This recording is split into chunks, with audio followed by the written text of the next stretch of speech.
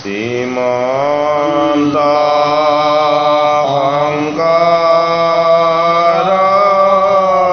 হরি ভক্তর যারা যেন কল্পতরু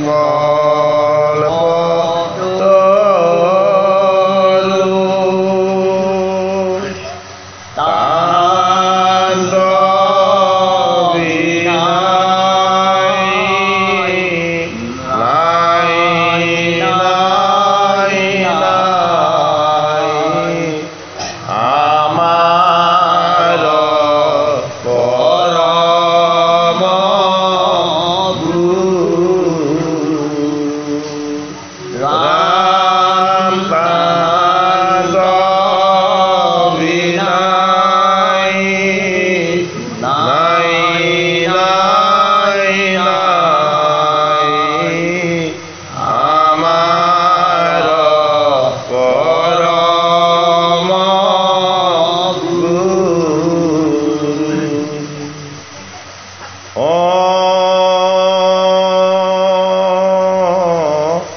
নমো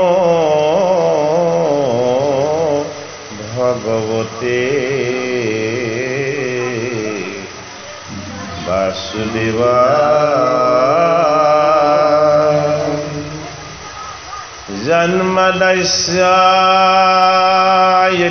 জন্মদস্যায়তোऽন্যযদি तरते चरथ सविज्ञासरत्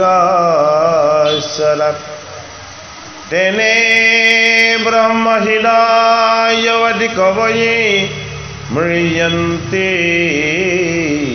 यच्छुराय तेजो अर्विदं मृता वृणिमयो यत्प्रतिसग्रो मिषा धन्नासेन सदा निरस्तकुहकं सत्यं परं धीमहि धर्मपूर्जिता कैटभावस्तु परमो निमत्स शरणं सतं वेदं वास्तवमत्र वस्तु शिवादं तपत्रयामूलनम् श्रीमद्भगवते महामुने कृते किंवा पररीश्वरः चैद्रोहिडावदित्रे यतकृतिभ्ये शिशुभिः तत्थना निगमाकल्पतरुगलितं फलं सुखमुखत्मिदत्रवश्रुतं पीयत भगवतं रसमलयं मुहुर्मुहुरसिका भुवि भावुका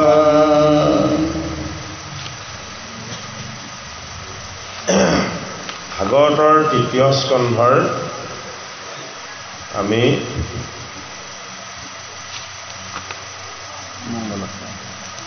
মংলাখনৰ লগত পাঠ্যপাঠ কৰি কৰিছিলোঁ বিহু নৃত্য কৰিব মাজত গৈ গ'লে ব্ৰহ্মা জন্মৰ পাছত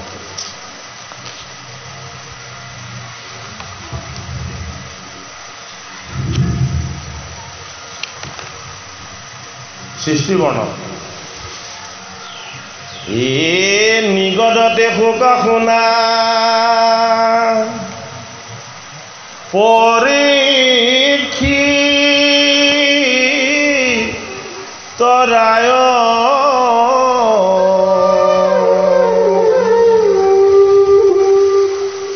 পাছে যেন বুলি লদ বিদুৰে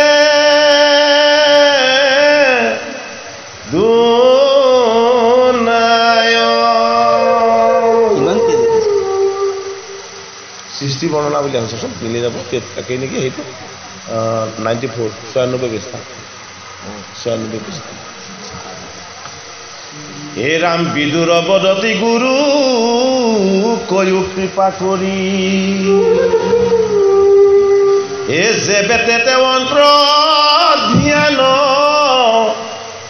হইলা দেৱ হৰি এ তেবে ব্ৰহ্মা ঈশ্বৰৰ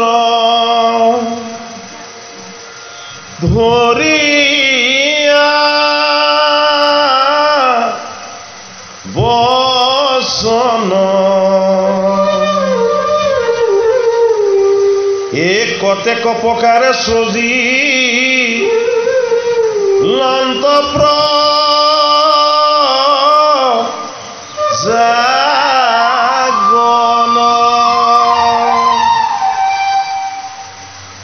এ দ্ৰেহে সজিলন্ত যত মনে যতে এ তাক ভালো মতে মুত বুঝায়ো রতে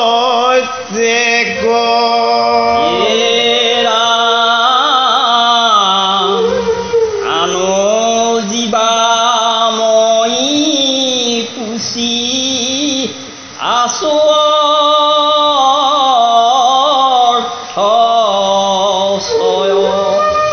তাক অনুক্রমে কহি সেদিও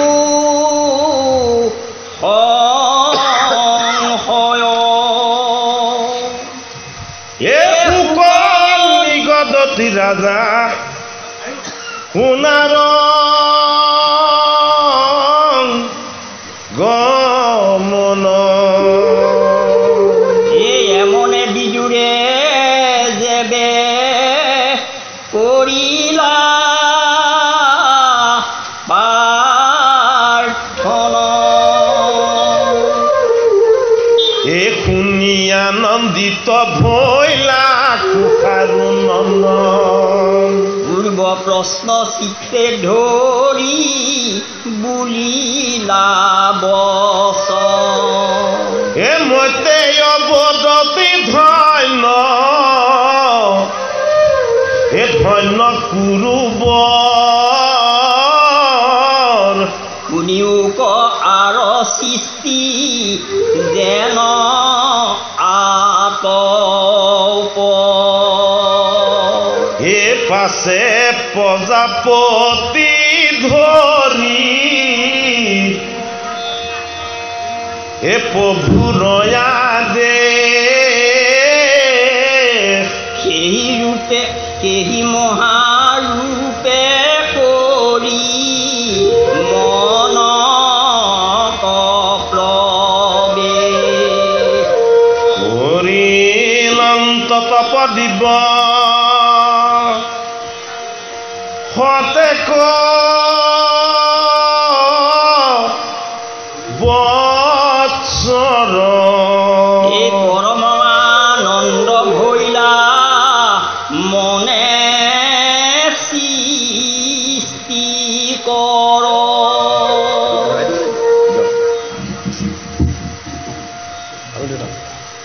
এরাম পাশে তপহন্তে উঠি লন্ত ব্রহ্মাতয়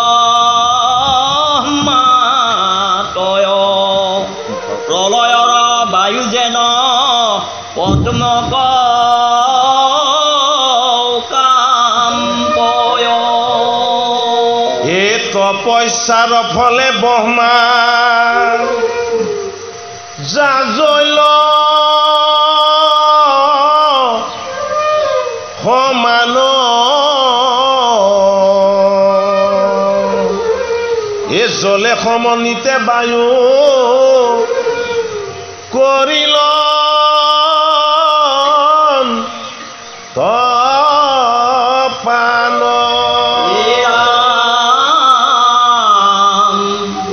জল গুচি লন্ত পদ্ম ভইলে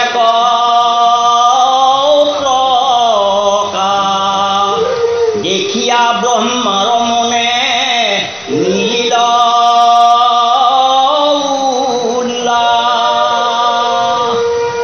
এ আকাশত ব্যাপী আছে বৃহত্ত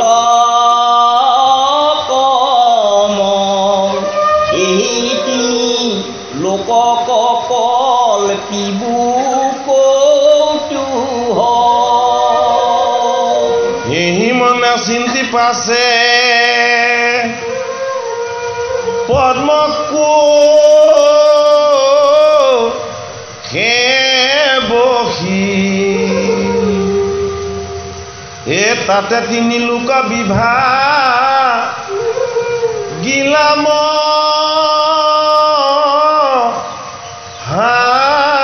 হাজহি এরাম অধিকন কৰি বিভা গিলাপি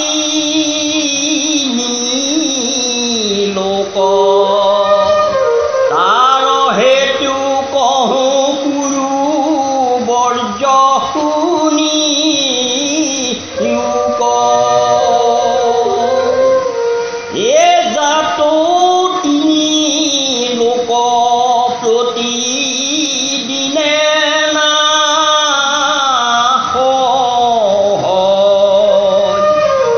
এহি হেতু আকমাত্ৰ শ্ৰদিবে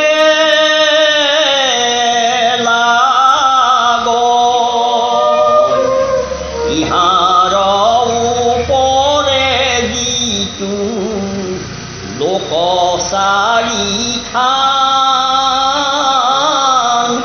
ব্ৰহ্মাৰ বয়স মানে থাকে বিদ্যমান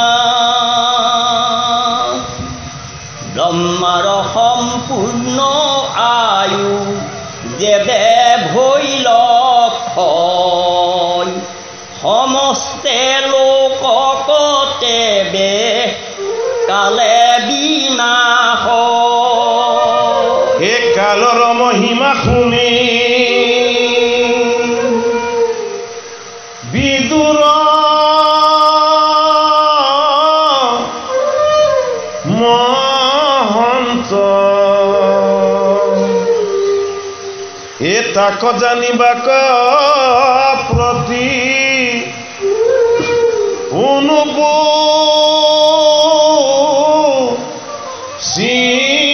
শ্ৰীলন্দ এৰাম বিদুৰ বদতি বাপ কৃপা কৰি উক কালৰ লক্ষণ আবে চিনাই কহি উক ইবা স্থূল সূক্ষ্ম ৰূপ কয়ো ভাল কৰি পৰময়ানন্দে মই শুনো কৰ্ণ ভৰি হে মৈত্ৰেয় অৱদতি শুনা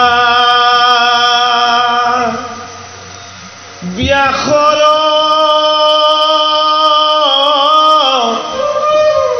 নন্দন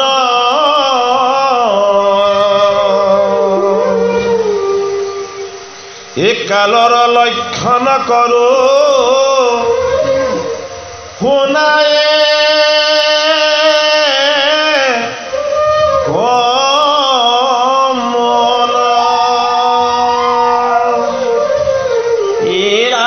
এৰাম ইদানিক কাল মায়া সংক্ষেপী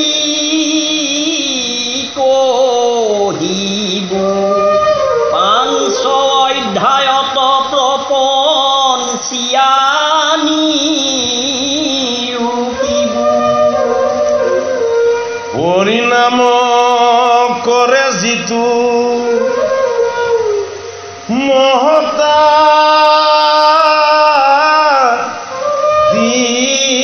তত্ত্ব এ তাক কাল বুলি কহে সমস্ত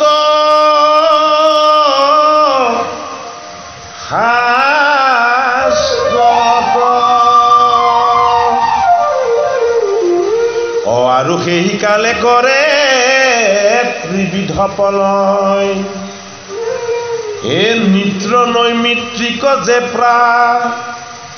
কৃতবু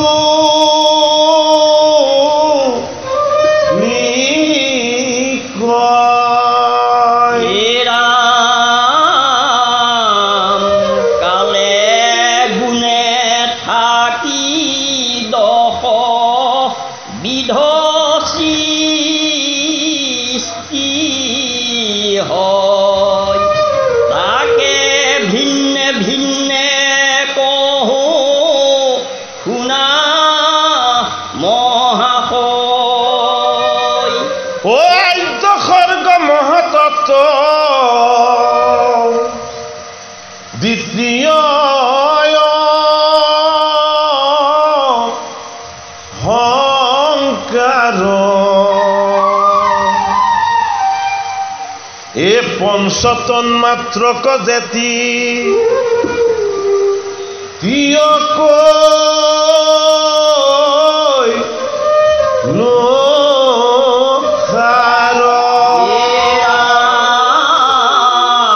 জ্ঞান কৰ্মেন্দ্ৰিয় কচতুৰ্থ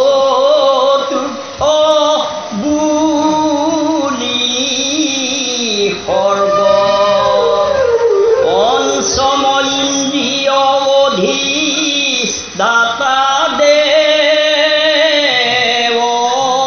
বৰ্গ হে পঞ্চপৰ্বায় বিদ্ৰাক হস্যচি স্থিৰ এ সাৱধান মনে শুনি উকম হাসয় ছয়বিধ বিষ সৃষ্টি বলয় সপ্তম 28 প্ৰকাৰে পশু ভয় অষ্টম ৰজোগুণে অধিক কৰ্মত সদাৰত হেনয় মনুষ্য সৰ্গ জানা নৱমত সনত কুমাৰ আদি যত দেৱগণ আৰাকদ সমসৰ্গ বোলে সৰ্বজন ঐ এহি দশবিধ সৃষ্টি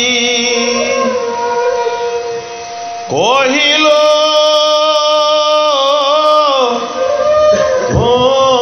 মাত এ সবাকু সজিলা বমা কহিল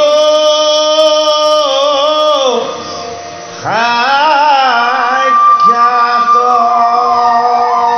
হে ৰাম হে কৃপালো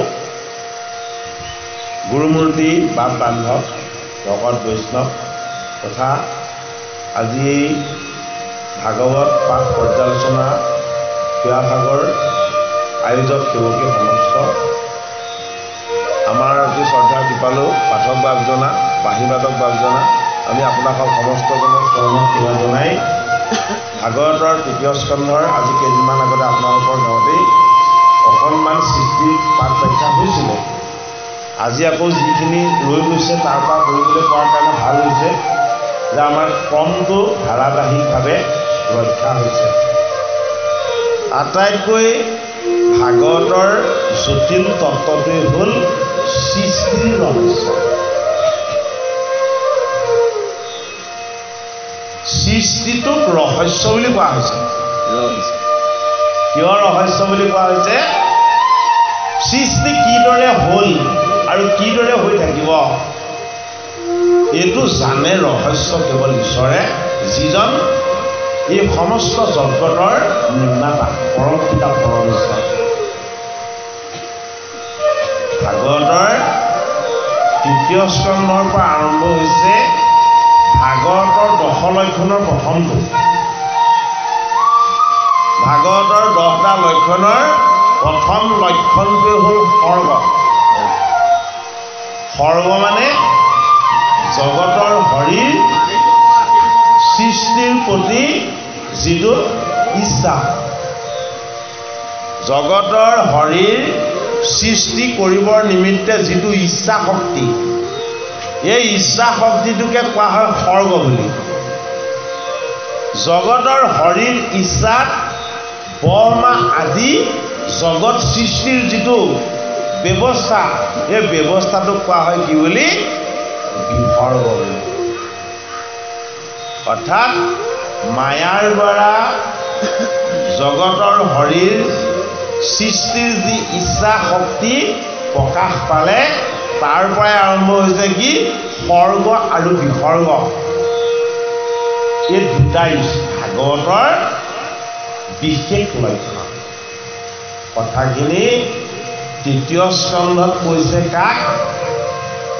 ভাগৱতৰ কথাখিনি একেজনকে কোৱা নাই, কিন্তু বৰ আচৰিত ইয়াৰ কাহিনী তত্ত্ব কথা অগ্ৰসৰ বা আগবঢ়াৰ যিটো দিশ। আৰম্ভ হৈছে নৈমিষ ক্ষেত্ৰত ভাগৱত।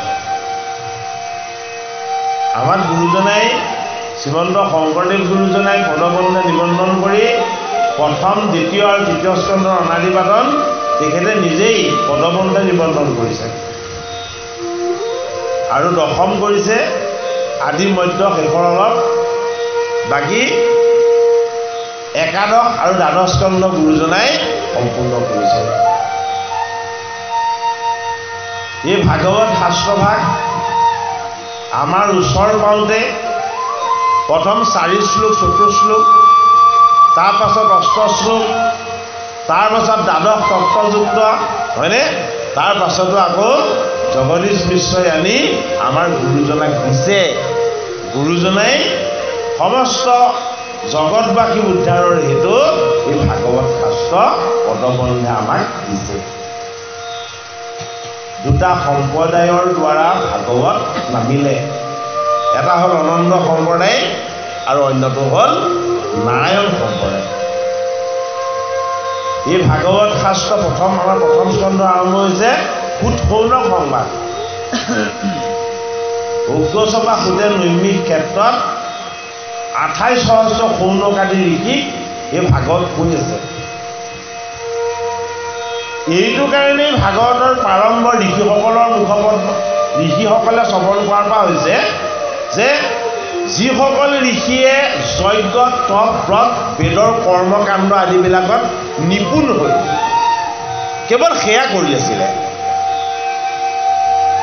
সেইসকল ঋষিও কলি আৰম্ভ হ'ল বুলি গম পাই 1000 বছৰ যজ্ঞ কৰি দাঢ়ি চুলিবোৰ ধোৱা বৰ্ণৰ হ'ল। তেওঁলোকৰ কি হ'ল? লাভ একো নহ'ল। অৰ্থাৎ ভাগৱত হ'ল আটাইতকৈ শ্ৰেষ্ঠ ভক্তি তত্ত্ব। শেষত আহি 28 সহস্ৰ ঋষিয়েও নৈমিষ ক্ষেত্ৰত এই ভাগৱতত আশ্ৰয় লৈছে। গতিকে আমি মন্দমতি কলিৰ প্ৰজা, গতিকে আমাৰ আশ্ৰয়ো কি হ'ব লাগিব? আমাৰ আশ্ৰয়ো গীতা ভাগৱত হ'ব লাগিব। এই গীতা ভাগৱতেহে আমাক সত্য ঈশ্বৰৰ ৰহস্য জ্ঞানৰ ভাগ দিব আৰু আশীৰ্বাদ দিব।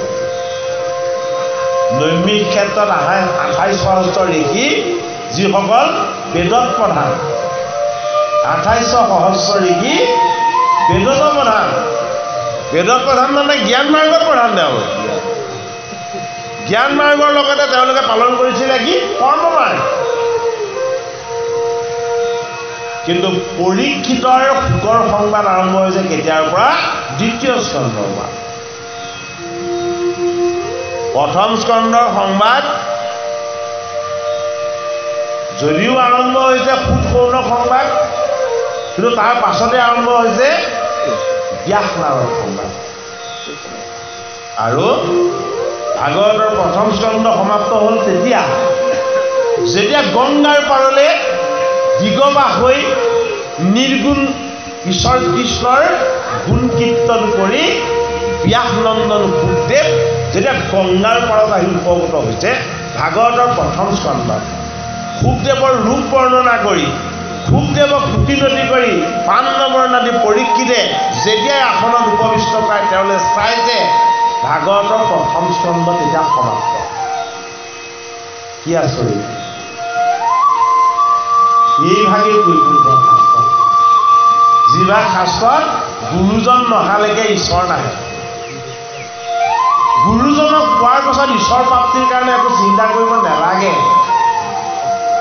সৌনকাদি সহস্ৰ ঋষিয়ে অকুলীন সূতক গুৰুৰ আসনত বহুৱাই সূতৰ মুখপদ্মে যেতিয়াই ভাগৱত পালে সাক্ষাৎ ভগৱন্তক পোৱাৰ আনন্দ পালে। আৰু পাণ্ডৱৰ নাতি পৰীক্ষিতে গংগাৰ পাৰত ব্যাসনন্দন শুকদেৱৰ চৰণ ধুৱাই চৰণৰ জল তেওঁ মস্তিষ্ক বা শিৰত লৈ গুৰু ভগৱানক ঈশ্বৰ বুলি, পৰম পিতাৰ তত্ত্ব দান কৰোতা ভগৱান বুলি, তেওঁ হৃদয়ৰ উপাসনীয় ঈশ্বৰজন বুলি, গুৰু আৰু ঈশ্বৰ একমূৰ্তি বুলি যেতিয়াই ভাবিলে ভাগৱতৰ প্ৰথম স্কন্ধ অন্ত। ভাগৱতৰ দ্বিতীয় স্কন্ধত গুৰুৱে কি দিয়ে? আধ্যাত্মিক গুৰুৱে কি দিয়ে? আধ্যাত্মিক গুৰুৱে ঈশ্বৰক পৰিচয় কৰি দিয়ে। আৰু কি পৰিচয় কৰি দিয়ে? তুমি কোন, তোমাকো চিনাকি কৰি দিয়ে। এফালে ঈশ্বৰৰ পৰিচয় আৰু অন্যফালে নিজৰ পৰিচয়। এই ৰহস্যটোনো কি? এই ৰহস্যটোৱে হ'ল মহাভাগৱত মহানন্দ। ভাগৱতৰ দ্বিতীয় স্কন্ধ আৰম্ভ হৈছে মহাভাগৱত মহাধৰ্মৰে।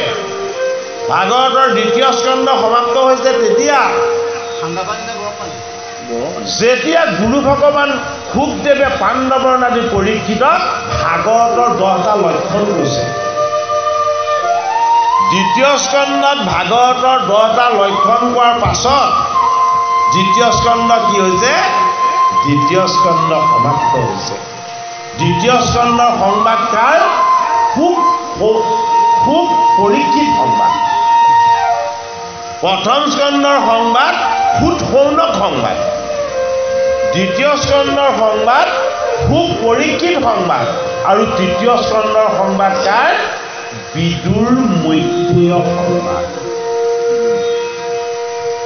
অৰ্থাৎ ভাগৱতৰ প্ৰথম দুটি স্কন্ধ, ভাগৱতৰ 10 লক্ষণৰ বৈশিষ্ট্য তাত নাই। এই 10 লক্ষণ যিমানলৈকে নাই সিমানলৈকে এয়া হ'ল ঈশ্বৰৰ তত্ত্ব কথাৰ অধিকাৰ কথন। এই অধিকাৰ ঈশ্বৰ তত্ত্ব কথন যদি জনা নাযায় 10 লক্ষণৰ প্ৰথমটো প্ৰাৰম্ভ নহয়। সেইটো কাৰণে অধিকাৰ কথনৰ কথাখিনি শ্ৰৱণ কৰা হ'ল। নৈমিষ ক্ষেত্ৰত 28 সহস্ৰ ঋষিয়ে আৰু গংগাৰ পাৰত পাণ্ডৱৰ নাতি পৰীক্ষিতে। পৰীক্ষিত হ'ল জীৱ, হয়নে? ঋষিসকল কৰ্মকাণ্ডৰ বন্ধনত আছিলে, তেওঁলোক মুক্ত হৈ নিৰ্গুণলৈ আহিছে। গতিকে যদি তত্ত্ব দিশেৰে চাওঁ গুণৰ পৰা মুক্ত হ'লে জীৱ উদ্ধাৰ হয়। গতিকে ঋষিসকল গুণত আছিলে, গুৰুৰ চৰণ ভজি গুণৰ পৰা মুক্ত হ'ল। সেইটো কাৰণে কি হ'ল? তেওঁলোক শুদ্ধ জীৱ হ'ল। শুদ্ধ জীৱ ক'ত থাকে? গংগাৰ পাৰত থাকে। গংগা মানে কি? গংগা মানে ভক্তি।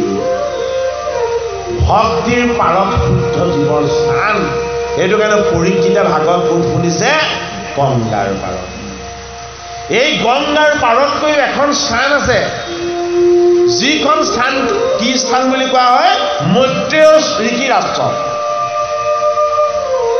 দ্বাপৰ যুগৰ ভকত 3জন, এজন বিদুৰ, এজন উদ্ধৱ আৰু এজন মৈত্ৰেয়।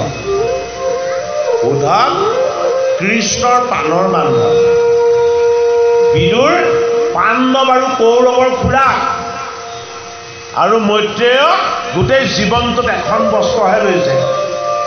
কোনোদিন তেওঁ 2খন বস্ত্ৰ লোৱা নাই, এখনেই মৈত্ৰেয়ৰ বস্ত্ৰ। ভগৱান কৃষ্ণই কৈছে তোমাক গৃহ নিৰ্মাণ কৰি দিওঁ, মই এখন সুন্দৰ আশ্ৰম মই ৰচনা কৰি দিওঁ। তেতিয়া মৈত্ৰেয়ে কৈছে যে তুমি মোক কি চালনা কৰিব বিচাৰিছা? যদি তুমি মোৰ প্ৰতি ইমান দয়াশীল হৈছা তেতিয়াহ'লে তুমি মোক যি দি থৈছা সেইখিনি বস্তু দিবৰ কাৰণে মোৰ ওচৰলৈ এজন ভকত পঠাবা। সেইটো কাৰণে কৃষ্ণৰ বৈকুণ্ঠ প্ৰয়াণৰ সময়ত ভাগৱতৰ 11 স্কন্ধত আছে এই মৈত্ৰেয় আছে, তাৰ ওচৰত কৃষ্ণৰ ওচৰত। অৰ্থাৎ যদিহে এজন শুদ্ধ ভকতে সংগত যদি কেনেবাকৈ এজন শুদ্ধ ভকত পায়, এয়া ভগৱত প্ৰাপ্তিতকৈ শ্ৰেষ্ঠ। গতিকে তৃতীয় স্কন্ধ হ'ল সৃষ্টিৰ ৰহস্য। সৃষ্টিৰ ৰহস্যটো কি? সৃষ্টিৰ ৰহস্যটো হ'ল সৃষ্টি নিৰ্মাণ হ'বৰ কাৰণে জগতৰ হৰিয়ে তেওঁৰ উদৰত থকা জীৱবিলাকক তেওঁৰ পৰা বিচ্ছিন্ন কৰি পঠাব লগা হয়। ঈশ্বৰৰ পৰা আঁতৰ নোহোৱালৈকে জীৱ সৃষ্টি নহয়। কাৰণ ঈশ্বৰৰ লগত জীৱবিলাক কেনেকৈ থাকে? বেদগণ ৰূপত থাকে, নিৰ্গুণ ৰূপত থাকে, নিৰাকাৰ ৰূপত থাকে, তত্ত্ব ৰূপত থাকে। তাৰ ঈশ্বৰৰ কি হৈ গ'ল? ভগৱন্ত প্ৰভুৰ বিনোদ কৰিবলৈ মন গ'ল। বিনোদ মানে আনন্দ। এতিয়া আমি যদি ভালকৈ চাওঁ, আমিও প্ৰত্যেকে আনন্দ বিচাৰোঁ। সংসাৰত পৰিলে সংসাৰ সুখ, বিষয়ত পৰিলে বিষয় সুখ, হয়নে বাৰু? আৰু ভকতৰ সংগত পৰিলে ঈশ্বৰ সুখ। এই আনন্দবিলাক আমি সদায় বিচাৰি থাকোঁ। কিয়নো আমাৰ আনন্দৰ প্ৰতি ইমান দুৰ্বলতা? প্ৰত্যেক জীৱৰে আনন্দৰ প্ৰতি কিয় ইমান দুৰ্বলতা? ইয়াৰ কাৰণটো বিদুৰক কৈছে। কোনে কৈছে? মৈত্ৰেয় ঋষিয়ে কৈছে। মৈত্ৰেয় ঋষিৰ আশ্ৰমত কৈ আছে এইখিনি কথা। কি বুলি কৈছে? যে জগতৰ হৰিয়ে নিজেই মায়াৰ সত্তাৰ দ্বাৰা 7খন স্বৰ্গ নিৰ্মাণ কৰিলে।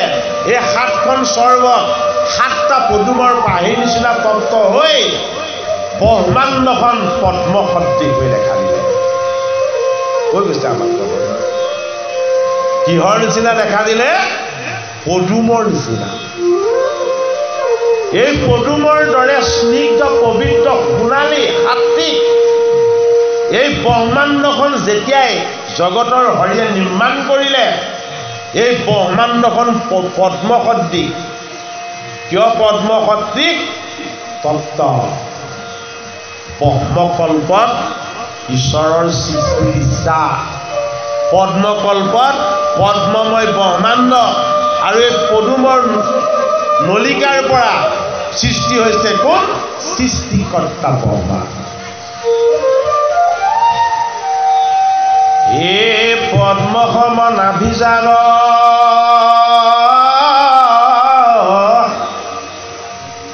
প্ৰণামোহ বাৰম্বাৰ, হে নমো পদ্ম দিবমা লাধাৰী, হে নমো পদ্ম সমনেত্ৰ, হে পদ দান শতপত্ৰ, হে নমো ভকতৰ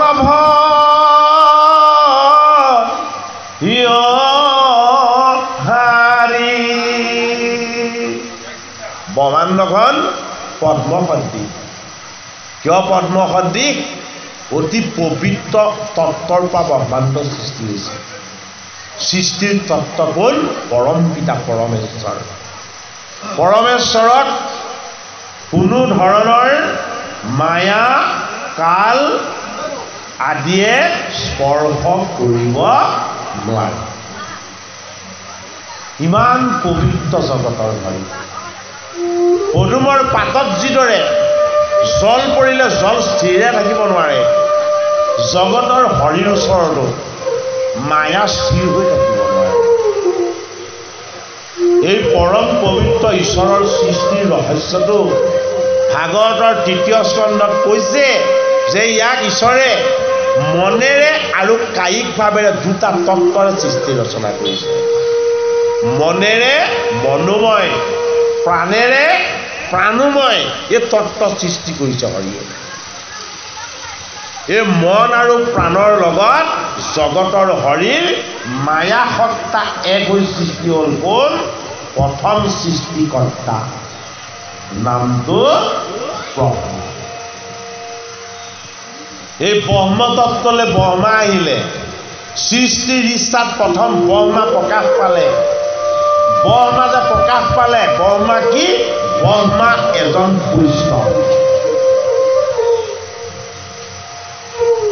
ভাগৱতৰ সৰ্গ নামৰ সৃষ্টিৰ তত্ত্বত প্ৰথম সৃষ্টি হোৱা তত্ত্বটোৱে হ'ল কি? এজন বৈষ্ণৱ। ভাগৱত বিষ্ণু আৰু বৈষ্ণৱৰ কথা, বিষ্ণু আৰু বিষ্ণুৰ ভকতৰ কথা, বিষ্ণু আৰু বিষ্ণুৰ পৰা আঁতৰি যোৱা অসুৰৰ কথা, বিষ্ণু আৰু বৈষ্ণৱ অসুৰ সমস্তখিনি যে ঈশ্বৰৰে তত্ত্ব, এয়া কথা। এতিয়া বিদুৰ কি? বিদুৰ পাণ্ডৱ আৰু কৌৰৱৰ দুইটা পক্ষৰে খুৰা। আমি খুৰা বুলি কাক মাতো? আমাৰ পিতৃৰ ভাতৃক, হয়নে বাৰু? কিন্তু বৰ জটিল সম্বন্ধ খুৰাটো। খুৰাক পিতৃতকৈও মৰম, হয়নে নহয় বাৰু? দেউতাকে যিমান মৰম চেনেহ কৰে খুৰাকবিলাকে তাতকৈ বেছিকৈ কৰে, হয়নে? এইটো আমাৰ সমাজৰ এটা সাত্বিক পৰম্পৰা। খুৰাদেউ বুলি মাতিলে আনন্দ লাগে। ভতিজাঘতৰ দায়িত্ব খুৰাকে যিমান লয় দেউতাকে সিমান নলয়, আমি দেখিছোঁ। এতিয়া অলপ পৰিৱৰ্তন হ'ব পাৰে। গতিকে এই বিদুৰ খুৰা, কাৰ খুৰাক? 5 জন পাণ্ডৱৰ আৰু 100 কৌৰৱৰ। সেইটোৱে হ'ল সমস্যা। বিদুৰৰ সমস্যাটো সেইটোৱে হৈ গ'ল। সেইটো কাৰ নন্দন বুলি কৈছে যে তুমি ব্যাসৰে নন্দন। আকৌ মাজে মাজে শাস্ত্ৰ ভাগত কি বুলি কয়? তুমি বিচিত্ৰ বীৰ্যৰ পুত্ৰ বুলিও কয়, হয়নে বাৰু? বিদুৰৰ দুটা পৰিচয়। বিচিত্ৰ বীৰ্যৰ সন্তান নোহোৱাৰ কাৰণে ব্যাসে আহি সন্তান দিব লগা হৈছিলে। সেইটো কাৰণে বিদুৰ, পাণ্ডু আৰু ধৃতৰাষ্ট্ৰ, এই 3জন ব্যাস নন্দন। এতিয়া আমাক প্ৰথমতে 3টা সৰ্গৰ কথা কৈছিলে নে বাৰু? এই 3টা সৰ্গই হ'ল এটা পাণ্ডু, এটা বিদুৰ আৰু এটা ধৃতৰাষ্ট্ৰ। এই 3টা তত্ত্ব। বিদুৰ পৰা প্ৰকৃতিৰ জীৱ। জীৱৰ লগত দুটা বৃত্তি থাকে, এটা আসুৰী বৃত্তি, এটা দৈৱ বৃত্তি। আসুৰী বৃত্তিটো হ'ল কৌৰৱ আৰু দৈৱ বৃত্তিটো হ'ল পাণ্ডৱ। সেইটো কাৰণে বিদুৰ পিতৃ নহয়, বিদুৰ খুৰা। যদি পিতৃ হয় এটা গুণহে হ'ব, হয়নে বাৰু? হয় আসুৰী গুণটো হ'ব, নহয় দৈৱ গুণটো হ'ব। খুৰাক হ'লে কি হ'ব? 2টা গুণে পাব। সেইটো কাৰণে আমাৰ লগত থকা পৰা প্ৰকৃতিৰ জীৱ হ'ল বিদুৰ খুৰা। এই জীৱটো বান্ধ খাই আছে ক'ত? হস্তিনাপুৰত, অন্ধ ধৃতৰাষ্ট্ৰৰ লগত। এই হস্তিনাপুৰ হ'ল আমাৰ এই কাইটো। হস্তিনাপুৰ হ'ল আমাৰ কাইটো। সাত্বিক মনটো হ'ল পাণ্ডু। সাত্বিক মন ভাৱ, এইটো হ'ল পাণ্ডু। গতিকে যদিহে আমি তত্ত্বগত অৰ্থৰে চাওঁ, ধৃতৰাষ্ট্ৰ থকালৈকে পাণ্ডু নমৰে। সেইটো কাৰণে পাণ্ডুক কি কৰি দেখুওৱা হ'ল যে পাণ্ডুৰ লগত কামবাসত বান্ধ খাবৰ কাৰণে মাতৃয়ে ইচ্ছা কৰাৰ কাৰণে পাণ্ডুৰ মৃত্যু। আৰু কি হ'ল? তেওঁ ভুলৰ কাৰণেই যিহেতু পাণ্ডুৰ মৃত্যু হ'ল, সেইটো কাৰণে আগতে সতীদাহ প্ৰথা নাছিলে জানো? পাণ্ডুক যেতিয়া সৎকাৰ কৰা হ'ল, মাতৃক তাত উঠাই দিয়া হ'ল। গতিকে মাতৃ মনন সংস্কাৰ, পাণ্ডু এই মনন সংস্কাৰৰ পুণ্য ভাৱ তত্ত্বৰ কিমান জটিল চব। সেইটো কাৰণে কথাখিনি মহাভাৰতৰ তত্ত্ব কথাৰ পৰা আনিছে, যাতে কথাখিনি ভাগৱত শ্ৰৱণ কীৰ্তনত সকলোৱে আধ্যাত্মিক দৃষ্টিয়ে অনুভৱ কৰিব পাৰে। কি বুলি? আমি প্ৰত্যেকেই অন্ধ হৈ জন্ম লওঁ, সেইটো কাৰণে জন্মান্ধ। 3 দিন 2 দিন এদিনলৈকে আমি চকু নেমেলো হয়নে নহয় বাৰু কথাটো সত্য হয়নে নহয় বাৰু কওকচোন আমি জন্মতে প্ৰত্যেকে অবুধ অজ্ঞানী অন্ধ হয়নে নহয় আৰু লগতে দুটা মুঠি এনেকৈ খামুচি ধৰি আহোঁ 3 মাহ মানলৈকে মুঠি দুটা খোল নাখায় 3 মাহৰ পাছৰ পৰাহে মুঠি খোল খায় হয়নে নহয় গতিকে ঈশ্বৰে আমাক দি পঠিয়াই দুটা বস্তু এই অন্ন ধৃতৰাষ্ট্ৰৰূপী অজ্ঞান এই অজ্ঞানক সদায় প্ৰতিপালন কৰিবৰ কাৰণে এটা হাতত মায়া অন্যটো হাতত মোহ এই মায়া আৰু মোহ আমি যেতিয়া দুমুঠি লৈ আহোঁ তেতিয়া আমি ধৃতৰাষ্ট্ৰ হৈ যাওঁ এই মায়া আৰু মোহবিলাকে আমাক সদায় ভণ্ডামি কৰি আমাক নোচোৱাই ফুৰিব নোৱাৰে কিয় নোৱাৰে যেতিয়া আমাৰ বুধ শক্তিটো আহি যায় বুধ শক্তিটো চিন্তা শক্তিটো ভাৱ শক্তিটো যেতিয়া আমাৰ সাত্বিক হ'বলৈ আৰম্ভ কৰে ই মায়ামোহৰ বিকাৰৰ পৰা আমাক মুক্ত কৰিব বিচাৰে এই তত্ত্বটোৰ নাম হ'ল পাণ্ডু হয়নে গতিকে এফালে কৌৰৱ এফালে পাণ্ডৱ দুটা পক্ষ থাকি গ'ল ক'ত এই আমাৰ জীৱটো লগত এই জীৱটো কি এই জীৱটো হ'ল বিদুৰ ঘোঁৰা সদায় বুজাই থাকে কাক অন্য ধৃতৰাষ্ট্ৰ আৰু চকুত পতি মাৰি থোৱা গান্ধাৰী কি বুলি বুজাই থাকে এই তোমালোকে এই ল'ৰাকেইটাক তোমালোকৰ পুত্ৰকেইটাক এই পাণ্ডৱক হিংসা ইমানকৈ কৰে কিয় বাধা নকৰা পাণ্ডৱে কাকো হিংসা নকৰে ধৰ্মৰাজ যুধিষ্ঠিৰে নিজৰ ভাতৃকেইজনৰ সমান তোমাৰ পুত্ৰকেইটাকো মৰম কৰে হেৰা অন্য ধৃতৰাষ্ট্ৰ হেৰা পুতি মাৰি থোৱা গান্ধাৰী এই তোমাৰ পুত্ৰকেইটাক অকণমান বুজোৱাচোন নহ'লে ইহঁতৰ কাৰণে তোমালোকৰ এদিন ডাঙৰ লোকচান হ'ব সদায় ধৃতৰাষ্ট্ৰ আৰু গান্ধাৰীৰ কাষতে বহি বিদুৰ ঘূৰাই বুজাই থাকে আৰু চকু দুটা মেলি মেলি চাই থাকে আঁতৰলৈ জুমি জুমি কিয় জুমি জুমি চাই থাকে পাণ্ডৱ আহিছে নেকি ডাঙৰ তত্ত্ব কথা পাণ্ডৱ কিয় আহিছে নেকি বুলি চাই থাকে পাণ্ডৱৰ সভাখন হ'ল কৃষ্ণ যদি কেনেবাকে পাণ্ডৱ আহে লগত কৃষ্ণ আহিব কৃষ্ণ দৰ্শন হৈ যাব বিদুৰৰ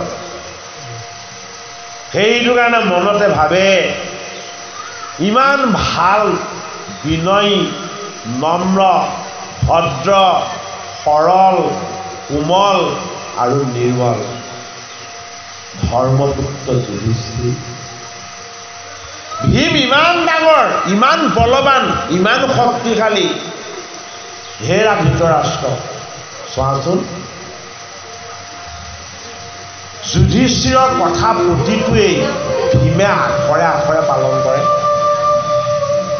ইমান শ্ৰেষ্ঠ ধনুৰ্ধৰ গান্ধীধাৰী অৰ্জুন ইমান সামৰ্থ্য থকা স্বত্তেও পিতৃৰ অবিহনে ধৰ্মৰাজে যিটো কয় সেইটোহে কৰে যিটো কৰিবলৈ বাধা দিয়ে সেইটো কেতিয়াও নকৰে গতিকে তোমালোকে এই পাণ্ডু পুত্ৰকেইজনক স্নেহ নকৰি কিয় সদায় হিংসা কৰে আমাৰ জীৱটো ঈশ্বৰৰ অংশ এই জীৱটোৱে সদায় অমৃত বিচাৰে এই জীৱটোৱে সদায় ভকতৰ সং বিচাৰে ভগৱানৰ নাম বিচাৰে ঈশ্বৰৰ চৰণ বিচাৰে সৎসংগত সৃষ্টিৰ ৰহস্য জানিব বিচাৰে কিন্তু কি হ'ব ভকতৰ মহিমাটো মহাভাৰত আৰু ভাগৱতত দুইটাকে দেখাইছে যিদিনাখনলৈকে বিদুৰ ঘোঁৰা কৌৰৱৰ লগত কৌৰৱৰ পক্ষতে সভাসদ হৈ আছিলে তেতিয়ালৈকে কিন্তু কৃষ্ণই দূত হিচাপে গৈও তাত তেওঁ বিশ্বৰূপৰ অংশ অৱতাৰৰ তত্ত্ব দৰ্শন দিও যুদ্ধ কিন্তু নমাব নোৱাৰে কৃষ্ণই আৱশ্যক ভাবি যুদ্ধখন ৰচনা কৰিবৰ কাৰণে তেওঁ অংশ বিশ্বৰূপত প্ৰকট হৈছিলে কৌৰৱৰ ৰাজসভাত যেতিয়া দুৰ্যোধন আৰু দুঃশাসনে তেওঁক বান্ধিবলৈ লৈছিলে তেতিয়াও যুদ্ধখন আনিব নোৱাৰিলে কৃষ্ণই। কিয় নোৱাৰিলে? কৃষ্ণই দেখুৱাইছে যিজনে মোক অতিথি কৰি এৰাতি ৰাখিব পাৰে সেইজন থকালৈকে এইখন হস্তিনাপুৰত কেতিয়াও যুদ্ধ হ'ব নোৱাৰে। কৃষ্ণৰ ইচ্ছাকো তেওঁ বাধা দি ৰাখিছে। কৃষ্ণৰ ইচ্ছা যুদ্ধখন হ'ব লাগে। এই পাণ্ডৱক ঈৰ্ষা কৰা কৌৰৱসকল ইয়াৰ পৰা চলিব লাগে। অধৰ্ম কৰি থকাসকল ইয়াৰ পৰা বিদায় ল'ব লাগে। ধৰ্ম সংস্কৃতি, কৃষ্ণ সংস্কৃতি, শুদ্ধ সংস্কৃতিৰ প্ৰতিষ্ঠা হ'ব লাগে। কিন্তু নাই হোৱা। কিয় হোৱা নাই?